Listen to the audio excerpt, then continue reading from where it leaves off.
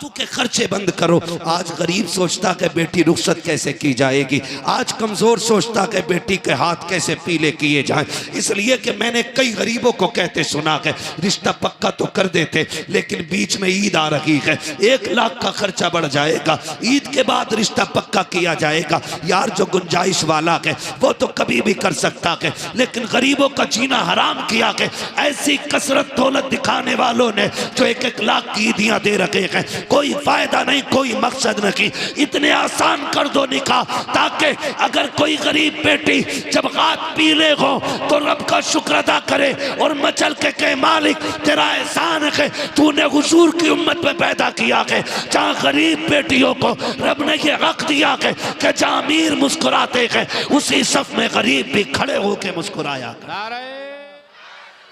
यकीन करें जब से रमजान खत्म हुआ है, रात को भी तकरीर, दिन में भी तकरीर, रात को भी तकरीर, गला भी कहां तक साथ देगा, और किसी से छुट्टी मांगो तो देता ही नहीं। ठीक है ना, आप जैसे भी ये कबूल करें। मेरी मेहनत रहेगी और आप साथ दें। खुदा करे कि ये कारवां मंजिल तक पहुंच जाए। ठीक है ना, जो लोग खड़े हैं हमारे नौजवान भाई अगर आ जाए ना तो बहुत अच्छा लगेगा। अगर आ सकते हैं तो आ जाएं, अगर कपड़े उतने टाइट ना हो कि बैठने में दिक्कत हो तो फिर आ जाइए, और अगर पहनने के बाद सिलवाएं तो फिर खड़े रहें। 2 ही तरह के कपड़े होते हैं, या तो बंदा सिलवा के पहनता है या पहन के सिलवाता है। ये बुजुर्ग शख्सियतें हमारे पास मौजूद हैं जिनकी दाढ़ी के बाल सफ़ेद हो जाते हैं ना, फिर अल्लाह उन बंदों से हया फरमाता है, हया फरमाता। और फरमाया गया, आक़ा करीम ने फरमाया जिसने मेरी उम्मत के सफ़ेद बालों वाले बंदे की इज्जत की, गोया उसने मदीने वाले मोहम्मद की इज्जत की। सुभान अल्लाह। तो ये बाबरकत चेहरे भी हैं, मोतबर भी हैं। बस मैं आपसे थोड़ी देर गुफ्तगू करूँगा। मेरी ये गुफ्तगू उलमा से नहीं है, आपसे है।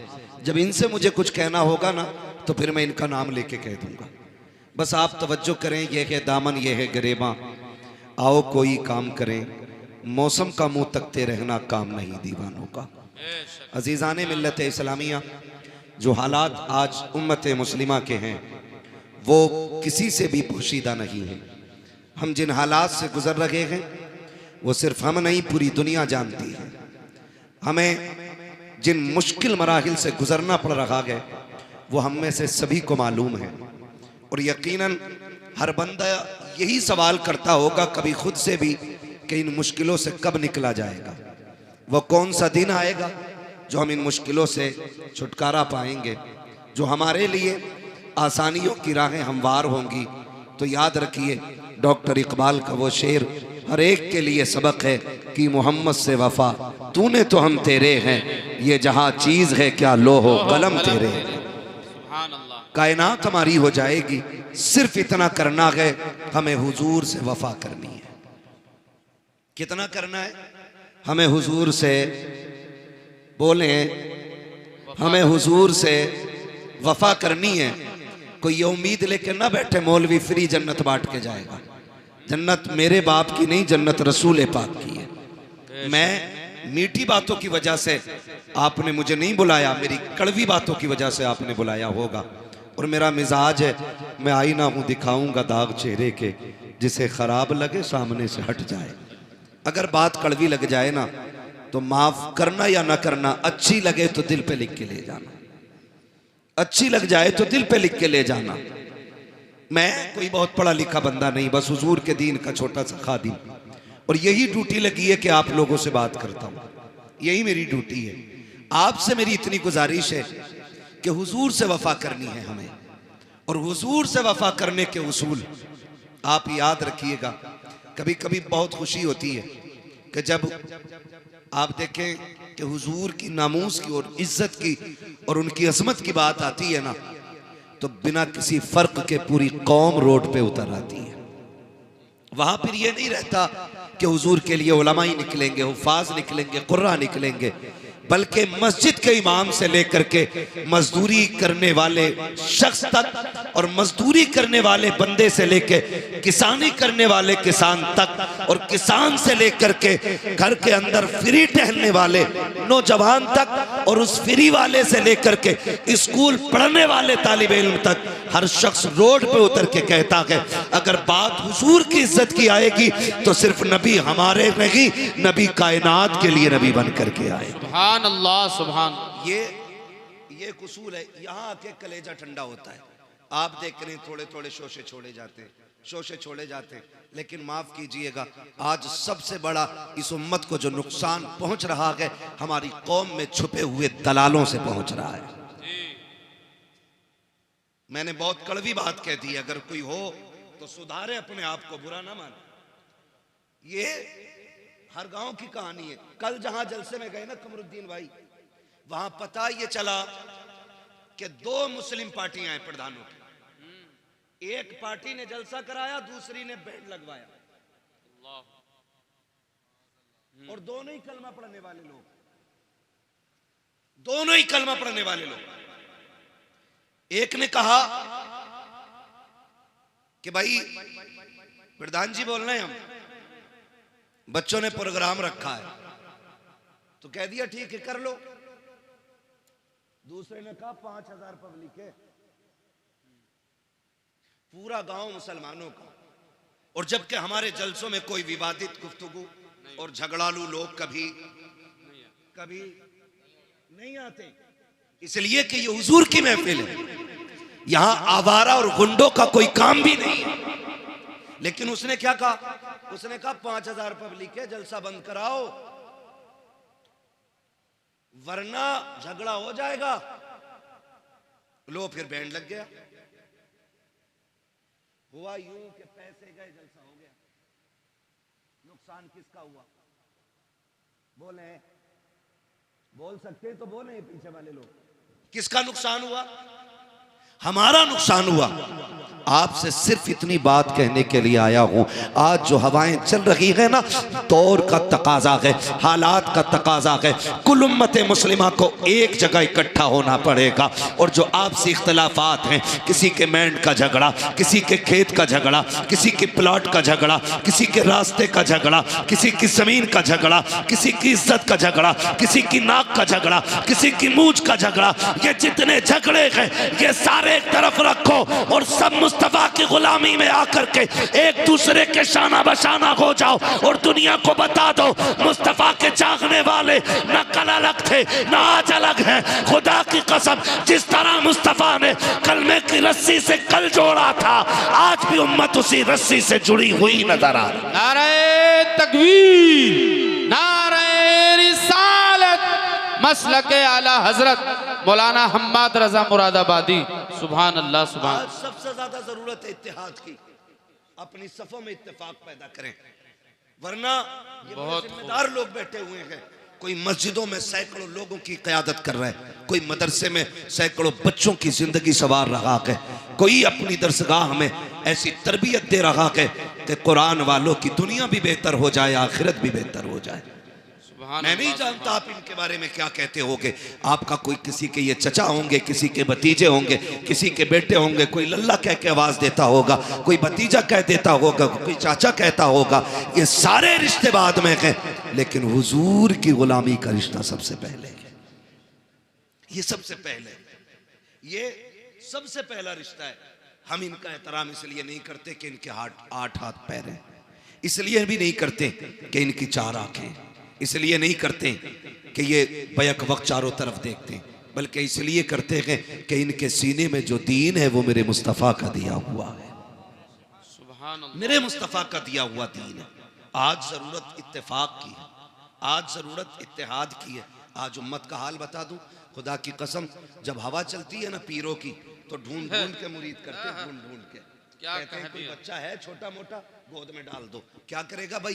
का मुरीद करना है। हम बैत के मुखालिफ नहीं, हम मुरीद और पीर के खिलाफ नहीं है, लेकिन आज उम्मत जिस मकाम पे खड़ी है ना, खुदा की कसम जिस दिन से ताजुश शरिया का विसाल हुआ है ना, आज तक उम्मत लावारिस नजर आती है। आज कोई हमारे सरों पे हाथ रखने वाला नहीं है, आज इस कौम की कोई क़यादत करने वाला नहीं है, आज इस कौम के आगे खड़े होकर के इस कौम की रहनुमाई करने वाला कोई नजर नहीं आ रहा है। आज जरूरत है कि हम मुस्तफ़ा के दिए हुए तरीके को अपना कायद बना लें। कुरान जो हमारे बीच में है उसको अपना रहनुमा की तस्लीम करें और हर जगह अपनी क़यादत के लिए मुस्तफ़ा के दिए हुए तरीके और कुरान को अपना रहनुमा बना करके आगे बढ़े। अगर किसी को किसी से कोई नाराजगी है तो चलो उठो, उसको माफ कर दो, उससे माफी मांग लो। आप अगर ये कहो कि मौलाना माफी तो मांग लूंगा लेकिन लोग जलील करेंगे, रुसवा करेंगे, कोई छोटा कहेगा, कोई कहेगा डर गया, आज उसकी परवाह नहीं करनी है, उससे कह दो उसके दरवाजे पे जाओ जो तुमसे नाराज है। अगर छोटा भी है उसके दरवाजे पे दस्तक दो और जाके कहो यार मुझे माफ कर दे, अगर कोई खता हो गई है, अगर वो धक्का भी दे, अगर ये भी कहे मुझे तुझसे समझौता नहीं करना, तू कितना बेगैरत है, तू फिर से आ गया है, उससे कह देना आज मैं गैरत और बेगैरत के लिए नहीं बल्कि मदीने वाले के बताए हुए तरीके के लिए आया हूँ। मेरे नबी ने कहा है जो रूठे हुए भाई को पहले सलाम करता है अल्लाह उसके सारे गुनाह माफ फरमा दिया। सुभान अल्लाह, सुभान अल्लाह, बहुत खूब। मना लो, लेकिन किसे मनाए? बाप बेटे में नहीं बनती, चचा भतीजे में नहीं बनती, भाई भाई में नहीं बनती है। हाँ, अगर 1 इंच फालतू नप गई ना तो उसी पे मुकदमे चल रहे। अगर 1 ईंट दीवार में निकल गई, कह रहा ये क्यों निकली? भाई ये मिस्त्री की भी खता हो सकती है, ये थोड़ी सी निकल गई तो इसमें क्या हुआ? उसी पे झगड़े, इन छोटी छोटी बातों पे इतने बड़े झगड़े। आप जानते हो माफ करना हुजूर ने सिखाया है। किसने सिखाया? हुजूर ने सिखाया है। आज जब बाप बेटे नाराज हो जाते तो बेटा कहता नहीं नहीं मैं अब्बा को सलाम नहीं करूंगा। कहा क्यों? कहा उन्होंने मुझे चौराहे पे जलील किया था, मुझे डांट दिया था, मैं अपने यारों के साथ खड़ा था। मैं कहता हूँ बेवकूफ, जिन्हें बाप डांटते हैं ना वो बेटे खुश नसीब होते हैं, बेशक, इसलिए कि डांटने वाले भी रब नसीबों से अता फरमाता है। क्या बात, सही बात है, ये नसीबों से मिलते हैं। अगर बाप डांट दे तो गुस्सा ना करो, ये हक है उसका, क्योंकि वो बाप है, पावर है उसके पास, क्योंकि वो बाप है। लेकिन हम कितने नाराज हो जाते हैं, बात बात में बाप से नाराज होकर बैठ जाते। कहते मौलाना तुमने तकरीर कर दी लेकिन मेरे अब्बा से मिल लोगे ना, कहोगे तू ही सही है। हम कभी नहीं कह सकते हैं, याद रखिएगा। मैं बेटों से गुजारिश करूंगा, कभी बाप बेटों में अनबन हो जाती है, इसका मतलब तो ये नहीं है चौक में खड़ा करके मौलाना कमरुद्दीन का हाथ पकड़ के कहो मौलाना मेरे अब्बा को समझा दियो, उनका दिमाग खराब हो गया है। जब घर की बात कोई बंदा तीसरे बंदे से जाके कहता है ना, फिर घर के घरवे हो जाया करते हैं। और याद रखिएगा जो शान अल्लाह ने हवेलियों को अता की है वो घरवों को नहीं मिली है। हवेली जितनी बड़ी होती है शान उतनी बड़ी होती है। तुम 10 फीट से 5 फीट में आ गए, 5 फीट से 3 फीट में रह गए, क्यों? क्योंकि एक दूसरे की सूरत देखना नहीं चाहते। ये निजाम तो मुस्तफ़ा ने नहीं दिया था, ये तरीका तो आका करीम ने नहीं दिया था। मिंबर रसूल है, सरकार जलवागर है, आका करीम तकरीर फरमा रहे हैं और तकरीर के दौरान मेरे नबी ने कहा था सुनो मेरे सहाबा, जिससे उसके अपने नाराज हों वो मेरी महफिल से उठ के चला जाए, मुझे उसकी कतन जरूरत नहीं है। जैसी आका ने इतना कहा है, एक सहाबी नौजवान उठे हैं, तोड़ करके गए, अपनी खाला की चौखट पे खड़े हो जाते हैं। और खाला वो है जिसने अभी कलमा नहीं पढ़ा है। आका करीम ने कहा था जिससे अपने नाराज हो वो मेरी महफिल से उठ के चला जाए। अब मुझे बता तो सही, अगर बाप से नाराज बेटा जलसे में आके बैठेगा तो क्या मिलेगा? जब उसे नबी की महफिल में बैठने की इजाजत नहीं है तो इस महफिल में आके उसे क्या मिलेगा? जो सगे भाइयों से नाराज है वो इस महफिल में क्या लेने के लिए आया है? जिसने अपने रिश्तेदारों से मुंह मोड़ लिया है वो यहाँ क्या लेने के लिए आया है? यहाँ पे वो बैठे जिससे अपने राजी हो। मेरे नबी ने कहा था जिससे अपने नाराज हो वो मेरी महफिल से उठ के चला जाए। वो नौजवान उठते हैं और उठने के बाद दौड़ लगाई, सगी खाला के दरवाजे पे आए, अंदर से खाला निकल के आई। क्या बात है भांजे, आज कैसे आ गया? तू तो मेरा चेहरा देखना नहीं चाहता था, तू तो बात करना नहीं चाहता था, आज आंख में आंसू आ गए। कहने लगे खाला, जो मेरा नबी है ना, उसने आज ऐलान किया कि जिससे अपने नाराज हो जाए वो मेरी महफिल से उठ जाए। कहा खाला माफ कर दे, मुझसे राजी हो जा। कहा रो क्यों रखा के? कहा अगर तू राजी नहीं होगी तो मेरा नबी मुझे महफिल में बैठने की इजाजत नहीं देगा। अल्लाह अकबर। इतना सुना, खाला ने कहा था कि तेरा नबी इस अखलाक का मालिक है कि दुश्मनों से नहीं रोकता है। कहा नहीं। उसने कहा चल अब ये बातें नबी की चौखट पे होंगी। खाला ने हाथ पकड़ा के भांजे को नबी की चौखट पे लाई है और आके आका को इशारा किया, सरकार बाहर आए। कहा कि आपने कहा कि जिससे अपने नाराज हो वो उससे मैं नाराज हूँ। कहा जी। उस खातून ने आगे बढ़ा कदम और कहा महबूब अब देर न कीजिए, हाथ बढ़ाइए, अपना बना लीजिए, कलमा पढ़ा दीजिए। मेरे नबी ने कहा ऐसी क्या जल्दी है? खातून कहने लगी, कहा मैं समझ गई जिसका दीन इतना हसीन है वो दीन लाने वाला पैगंबर कितना हसीन। सुभान अल्लाह, सुभान अल्लाह, वाह वाह वाह, क्या बात, बहुत खूब। आज हम कहते हैं जी मेरे अब्बा से ही नहीं बनती। बाप क्या है? खिलौना, बाजार में खरीदा हुआ गुड्डा। कसम खा के कहता हूं, अगर बाप ने मुंह में चबा के लुक़मे न दिए होते ना तो इस जबान में बोलने की ताकत नहीं आती।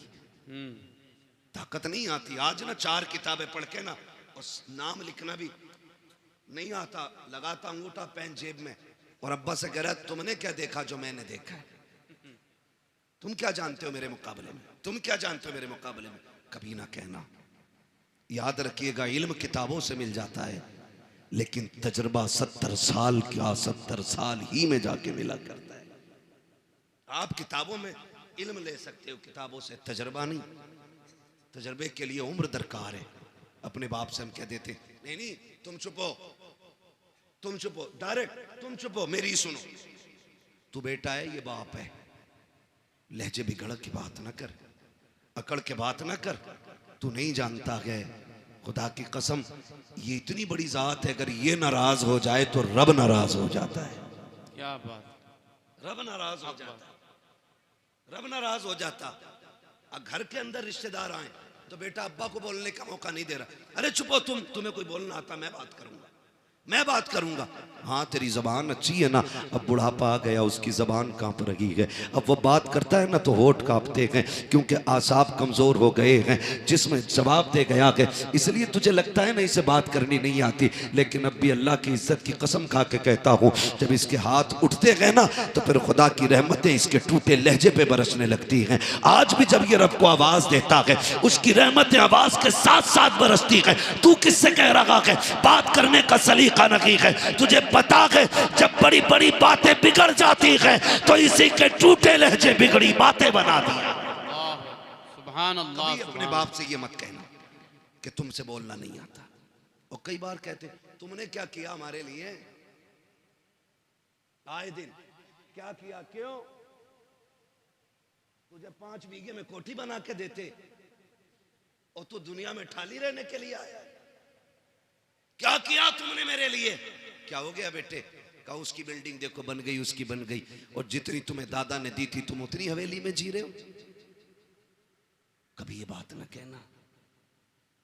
अगर तुम्हारे बाप ने इमारत नहीं बनाई, मजदूरी करके तुम्हें पाला है ना सिर्फ, तो फिर अपने बाप के कदम चूमा करो और कहा करो शुक्र है तेरे इन मेहनतों का, हम तेरा शुक्रिया अदा करते हैं कि तूने हमें पसीना बहा के हलाल के लुक़मे खिलाए, किसी का खून बहा के हमें हराम के लुक़मे नहीं खिलाए।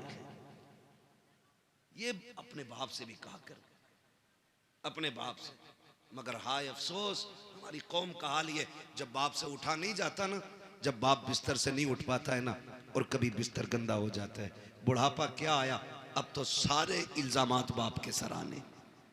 पानी गिर गया तो कहता तुमसे पानी पीना नहीं आता, खाते हुए खाना गिर गया कहता बुढ़ापा आ गया तुम्हें सलीका नहीं आया। अगर वो चला उठ के और कोई चीज टकरा कर टूट गई, कहता तुम्हें क्या पता कितने पैसे की थी, दिखाई नहीं देता बेटे, जब इसकी जवानी थी ना तो ये तूफानों के कलेजे चीर के चला करता था। आज बूढ़ा हो गया ना तो आज तुम्हारे मुंह में जबान आ गई।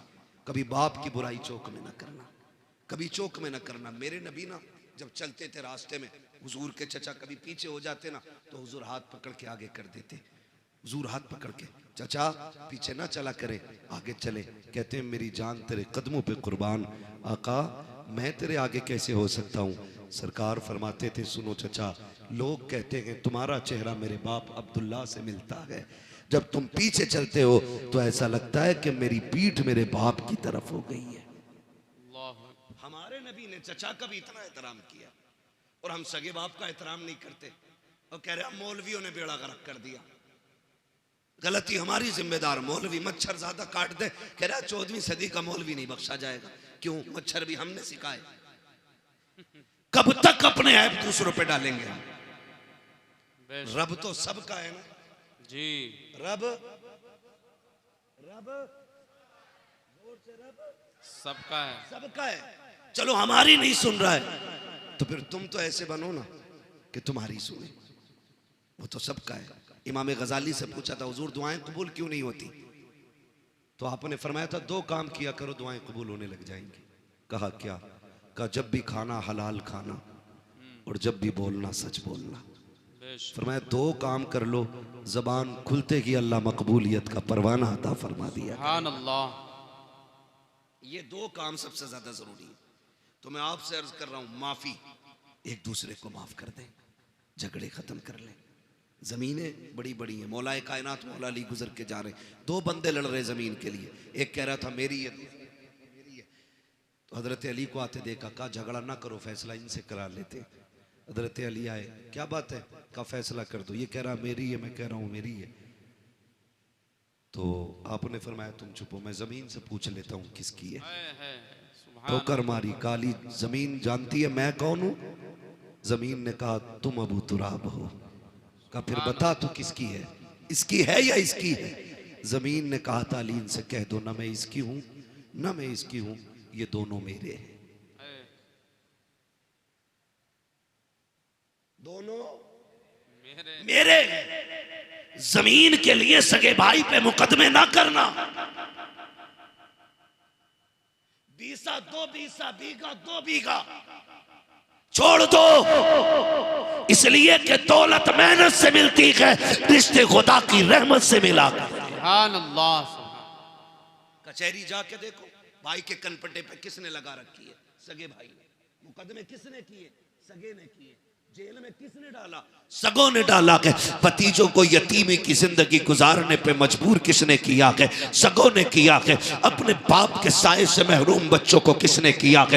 अपनों ने किया के। ओ नौजवानों, खून में गर्मी होती है, थोड़ी देर के गुस्से को बर्दाश्त कर लिया करो। अगर किसी के लहजे में तुम्हें जिल्लत महसूस हो, थोड़ी देर की जिल्लत बर्दाश्त कर लो। अगर तुमने खून की गर्मी दिखाई, नस्लें बर्बाद हो जाती हैं। जमाना तमाशाई बना देखता है और आज दुश्मन ताकतें तुम्हें मुंह फैलाए देख रही हैं। तुम जरा सी गलती करो, तुम्हारे बेड़े गरक कर दिए जाएं, तुम्हारे जरा से कदम गलत उठे, तुम्हें तबाह बर्बाद कर दिया जाए। मुझे बताओ तो सही, जितने दंगे हो रहे हैं उनमें मुजरिम भी गम है, कातिल भी गम है, मकतूल भी गम है, सताए भी हम जाते हैं, जेलों में भी हम डाले जाते हैं। वजह सिर्फ इतनी है कि हमारे गुस्से कंट्रोल में नहीं है, हमारे दुश्मन चालाकी से काम कर रहे हैं। तुम्हें तो मुस्तफा ने फिरासत दी थी, आका करीम ने दयानत दी थी, तुम्हें बिगड़ने की जरूरत नहीं है। अगर गुस्सा आ जाए, सुलह हुदैबिया याद कर लेना, सारा गुस्सा ठंडा हो जाएगा। अगर बदला लेने का वक्त आ जाए तो फतेह मक्का याद करना। खुदा की कसम, मुस्तफा का किरदार अपना लो, ये दुनिया भी हमारी होगी, आखिरत भी हमारी होगी। सुभान अल्लाह, सुभान अल्लाह, बहुत खूब हजरत, सुभान अल्लाह। कह रहा हूं, एक एक जगह का नाम आप पढ़ते होगे और सारे देखते होगे। मकान भी हमारे टूटे, जेल में भी हम, मारे भी हम गए, जेल में भी हम। समझ रहे? मस्जिदों पे हमारी हमले, जेल में भी हम। मेरे भाई, गुस्सा गुस्सा गुस्सा कंट्रोल में रखो, कंट्रोल में रखो, वरना दुनिया तुम्हें लूटने पे लगी है, लूटने पे लगी है। 10, 20, 50 हजार, लाख, 10 लाख, 20 लाख ये मुकदमों में लग जा रहे हैं। हम भाई को सजा कराने के लिए 50,000 दरोगा को देने तैयार हैं, लेकिन भतीजे की जिंदगी बचाने के लिए 5,000 हॉस्पिटल में देने तैयार नहीं। ये हमारी सच्चाई है। और गौस का दामन नहीं छोड़ेंगे, आला हज़रत का दामन। अरे पकड़ा ही कब है हमें, छोड़ोगे क्या? पकड़ा ही कब है? किरदार देखें हम अपने। अगर हमारा सगा हॉस्पिटल में हो तो फोन बंद कर लेते हैं, और जब किसी को सजा कराने की बारी आती है ना तो पड़ोसी भी आके बैठ जाते हैं। डरना मत मौलाना, दरोगा से बात करो, तुम पे ना हो तो हम दे देंगे, तुम पे ना हो तो हम दे देंगे। ये फ्री के मुशीर तुम्हारी तबाही का तमाशा देखने के लिए आते हैं। अगर गुस्सा आ जाए बर्दाश्त करना, अपनों पे मुकदमे मत करना, अपनों पे चढ़ाई मत करना, थोड़ी सी बर्दाश्त कर लिया करो। जब थोड़ी सी बर्दाश्त कर लोगे, खुदा की कसम जिंदगी सुकून में गुजर जाएगी कि कोई तुम्हारा कुछ बिगाड़ने वाला ही नहीं आएगा। इसलिए जरूरी है अपनी सफों में इत्तेफाक पैदा करें। झगड़े हैं तो एक दूसरे से समझौते करें, मोहब्बतें पैदा करें। बिरादरी का झगड़ा, खानदान का झगड़ा, जात पात के भेदभाव, इस्लाम इसकी इजाजत नहीं देता है। इस्लाम इसकी इजाजत नहीं देता है। याद रखिएगा, अल्लाह के नजदीक वो अजमतों वाला है जो दुनिया में ज्यादा तकवे वाला है। जैसा आपका तकवा वैसा ही आपका मकाम अल्लाह की बारगाह में बुलंद है। इसलिए मेरी गुजारिश है, पठान, खसाब, जमींदार, ठेकेदार बाद में बने, रब के वफादार बंदे पहले बनने की कोशिश करें। हम लोग पहले बनने की कोशिश करें। भाई क्या होता है जानते हैं आप? आज जाके देख लो, हॉस्पिटल में जितने भी झगड़े होंगे भाइयों ने मारा होगा। थाने में जाके देखो तो दोनों तरफ भाई होंगे।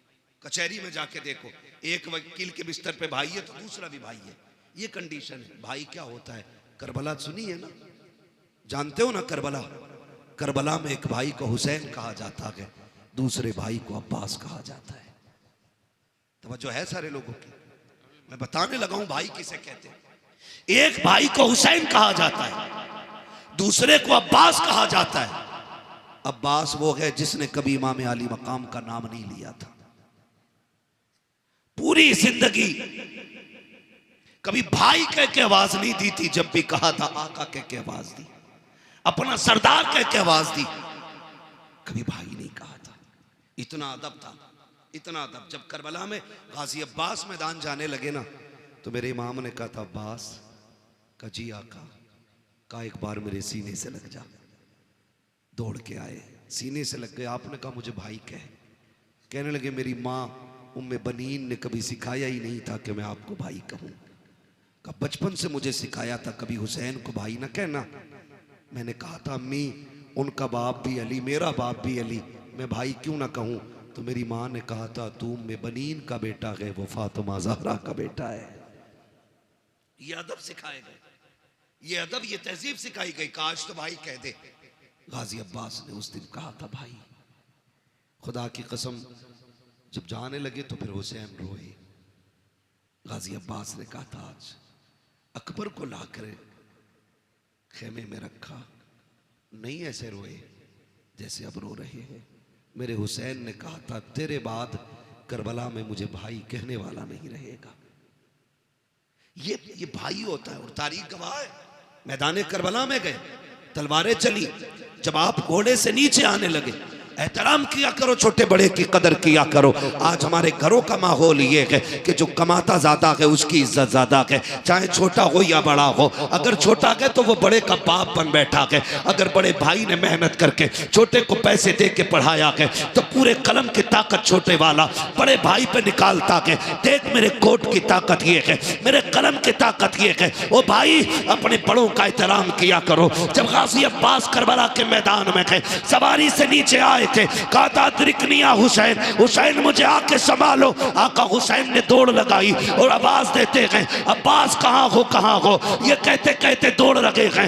एक कोने से आवाज आई हुसैन मैं यहाँ हूँ। आपने जाते जाते पहला बाजू उठाया, कहा इन्ना लिल्लाहि व इन्ना इलैहि राजिऊन। दूसरा बाजू उठाया, दोनों बाजुओं को सीने से लगाया। समझ गए मेरे गाजी के बाजू कटे गए। तारीख गवाह है जब हुसैन गए गाजी के पास, एक आंख में तीर लगा गए, दूसरी आंख में खून भरा गए। आपने कहा था आगे हुसैन, कहा जी। आका हुसैन ने भाई का सर गोद में रखा है। अब अदब देखिए भाई ने भाई का कैसे किया है। आज भाई का भाई गला काटने के लिए तैयार है, अपने फायदे के लिए अपनों को जमीन में दफनाने जाने वालों कान खोल कर सुनो, रिश्ते कैसे निभाए जाते हैं। जब गाजी अब्बास का सर हुसैन की गोद में आया था, मेरे इमाम ने कहा था गाजी खैर तो है, कहते शुक्र है रब का। फिर गाजी अब्बास ने कहा था हुसैन मुझे मालूम है कि तुम मुझे लेके जाओगे। कहा हाँ। कहा मेहरबानी करना मुझे खेमे ना लेके जाना।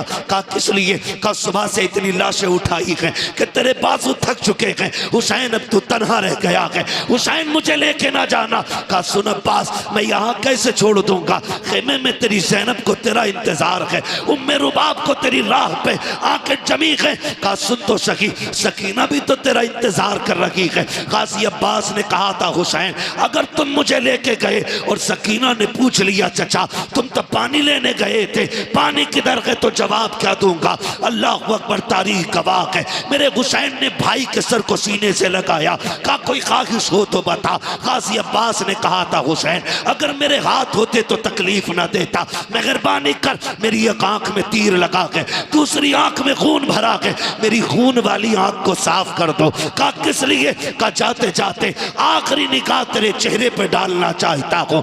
ये रिश्ते होते गए। गाजी अब्बास की आंखों से जैसी खून साफ हुआ है, सीने के पार भी तीर है, सीना चलनी है, बाजू कट चुके हैं, पूरा जिस्म लहू लहान है। लेकिन जब हुसैन को देखा लबों पे मुस्कुराहट आ गई। कहा मुस्कुराए क्यों? कहा मैं वो खुश नसीब हूँ कि जिसको आखिरी लम्हे में ये सादत मिली है। मैं उस चेहरे को देख रहा हूँ जिस चेहरे को मदीने वाला बार बार छुमा कर। सुभान अल्लाह, सुभान अल्लाह।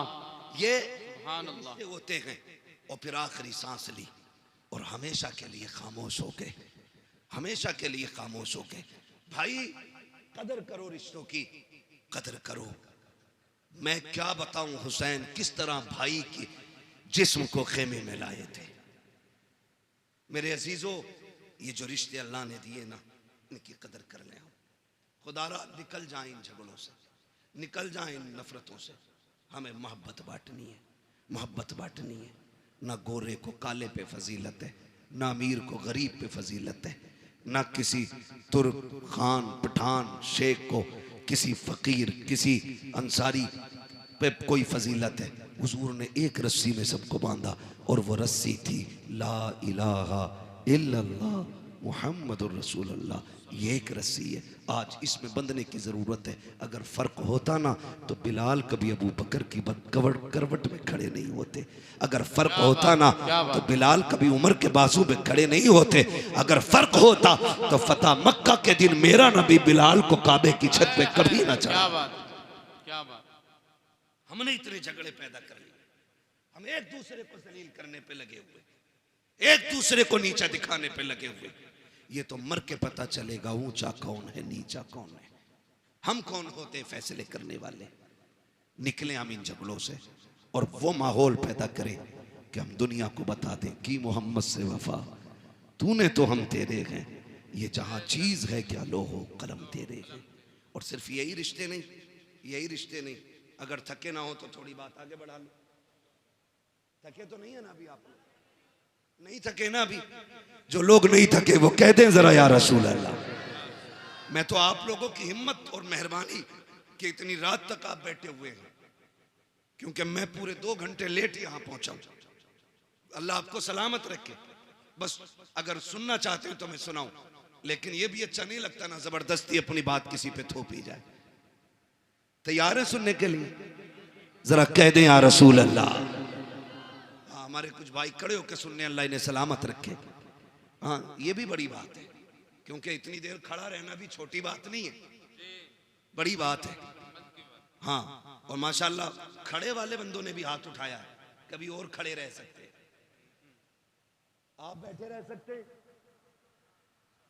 ये शाहपुरा इतने बड़े बड़े मौलाना लोग यहाँ रहते और आप सर हिला के कह रहे बैठ सकते हैं ना थोड़ी देर। सलामत रहें, सलामत रहें माशाल्लाह। हाँ, बस मैं अर्ज करूं आपसे, एक ये रिश्ता भाई का भाई से रिश्ता, फिर एक रिश्ता और बेटी का रिश्ता, बहन का रिश्ता, ये भी मजबूत करने। कोई भी किसी का भी दामाद हो, उससे मैं गुजारिश करना चाहूंगा, ससुराल में जाके तोप ना बना करो। दामाद है, कोई तूफान नहीं है तू। हमने ऐसे भी हज़रत दामाद देखे जिनकी मोहल्ले में कोई औकात नहीं अपने, वो ससुराल में टांग पे टांग रख के बैठे होते।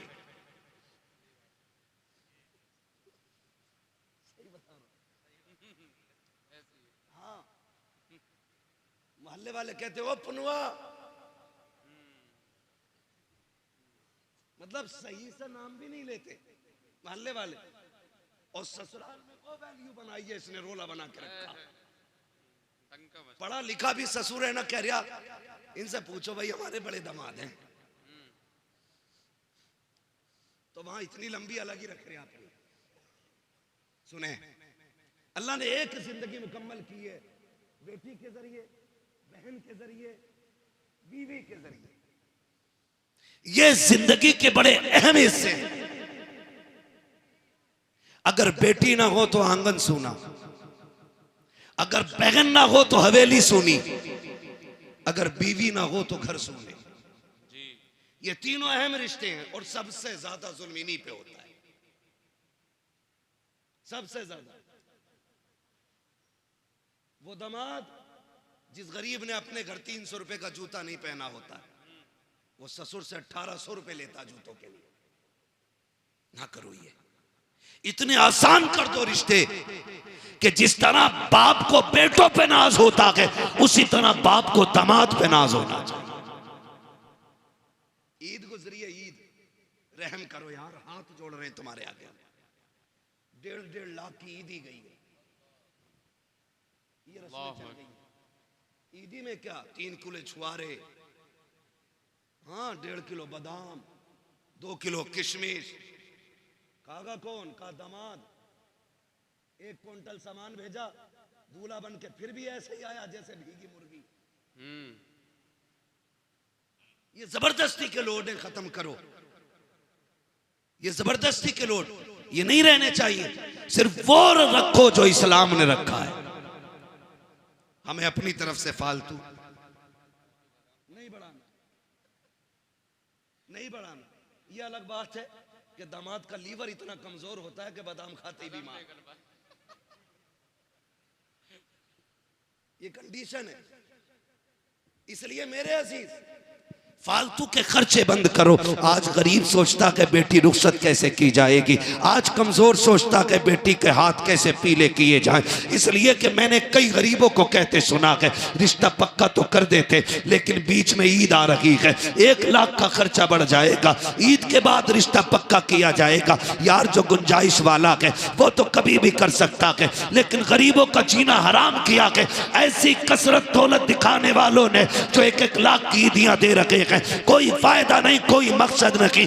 इतने आसान कर दो निकाह, ताकि अगर कोई गरीब बेटी जब हाथ पीले हो तो रब का शुक्र अदा करे और मचल के कहे मालिक तेरा एहसान है, तूने हुजूर की उम्मत में पैदा किया है, जहाँ गरीब बेटियों को रब ने ये हक दिया है कि जहाँ अमीर मुस्कुराते हैं उसी सफ में गरीब भी खड़े होकर मुस्कुराया कर। नारे तकबीर, नारे रिसालत। पैगाम हक कॉन्फ्रेंस, मुफ्ती हम्माद रजा मुरादाबादी। है तवज्जो, आसान करेंगे इंशाअल्लाह निकाह, इंशाअल्लाह। बोले इंशाअल्लाह, जोर से बोलो इंशाअल्लाह। हाँ सब नहीं, बहुत गौर से सुन रहे हैं। चलो कोई बात नहीं, कुछ ये सोचते हैं मुझ पे ही बोल रहे दिखे। होता है ऐसा, कहते हैं चोर के पैर कितने होते हैं। किसी को भी कहो कि मौलाना मुझे ही कह रहा होगा, मेरे पड़ोस वाले ने जरूर कही होगी।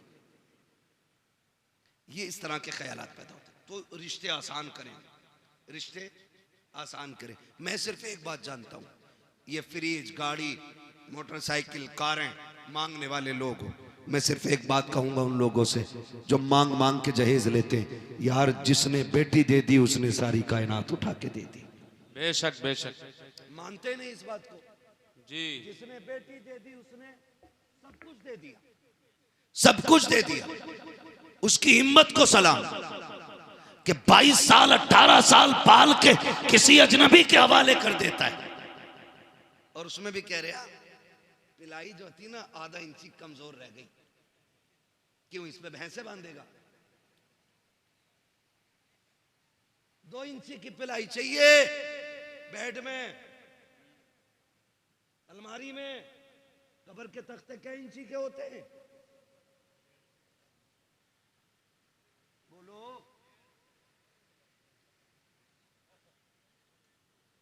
यही होते हैं ना, 1 इंच 1.25 इंच का तख्ता कब्र में लगना है और बेड में 2 इंची की पिलाई। क्यों? क्योंकि कब्र का तख्ता खुद अपनी मालियत से खरीदा जाता है, इसलिए 1.25 इंची से काम चला रहा है। और उधर हराम का रखा दिख रहा है ना, इसलिए 2 इंची की मांग के ला रहा है। और मैं तो कभी कभी सोचता हूं, ये बुलेट के लिए जो चच्चा लड़ रहे थे ना, ये कभी बैठेंगे नहीं इस पे। बेइज्जती और करा ली। चाबी भी ना मिलेगी।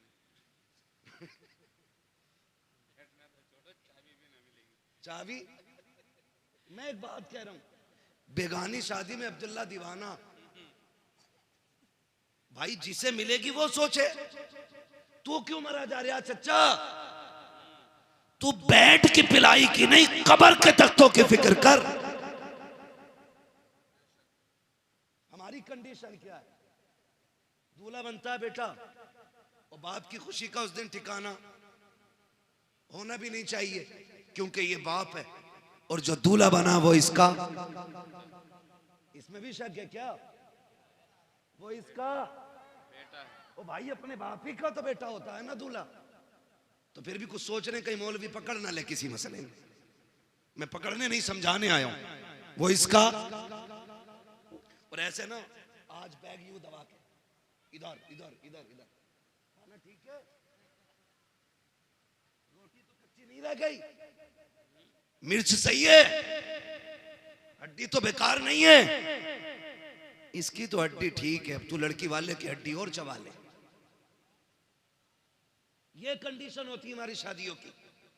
मजाल है जरा सी नमक तेज हो जाए, रोटी कम पड़ जाए, बिरयानी ज्यादा हो जाए, रोटी कम रह जाए, फजीते करते हुए चलते हैं। हाँ हाँ, क्या खिलाया है उसने? उससे 2 लोगों को रोटी सही से नहीं दी गई। वो बेगैरत 2 रोटी की बात करता है। जब तू बारात लेके आया था ना, तो 300 लोगों को हाथ जोड़ जोड़ के ला रहा था। चलियो वरना इज्जत रह जाएगी, चलियो वरना लोग जलील करेंगे। 4 आदमी बारात में आने के लिए नहीं थे। और तुम्हें खुदा का वास्ता, जब बेटी वालों के घर जाया करो, आधी रोटी घर खा के जाया करो, आधी बेटी वाले के घर खाया कर। अगर तेरी आधी खुराक की वजह से किसी बेटी के बाप की इज्जत रह गई, अल्लाह कयामत में कम नेकियों के बावजूद तेरी इज्जतों को 4 चांद लगा के। नारे तकबीर, नारे रिसालत।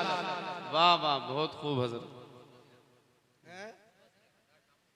हजरत, कई बरातियों की जेब में जलजीरे हमने देखे, रसमोले लेके चलते हैं, नींबू भी चल रहे हैं। ये सारी चीजें लेके हम चल रहे हैं। ना करो, क्योंकि बारात का खाना 8 दिन की मेहनत नहीं, किसी बाप के 18 साल लगे हैं, किसी के 15 लगे हैं। ये तो उस दिन पता चलेगा ना, जब अपनी बेटी की रुखसती की बारी आएगी, तब पता लगता है इज्जत क्या होती है, हक बात है, हक बात। तब पता चलता है जिल्लत क्या होती है। हाँ, मुखिया बना फिर रहा, कह रहा बोटी ठीक है, सब कुछ नाप तोल के इंच लगा के सारा लिया। और जब निकाह में इमाम साहब ने कहा, कह रहे कितने चल रहे हैं जी, तो मौलाना ने भी कह दिया जब सबके बढ़ने तो हमारे भी बढ़ा दो, 5 चल रहे हैं। ऐसे कूदा जैसे बरैया ने काट लिया। कह रहा तुम्हारे यहाँ नए तरीका, हमारे यहाँ तो 1500 चल रहे हैं।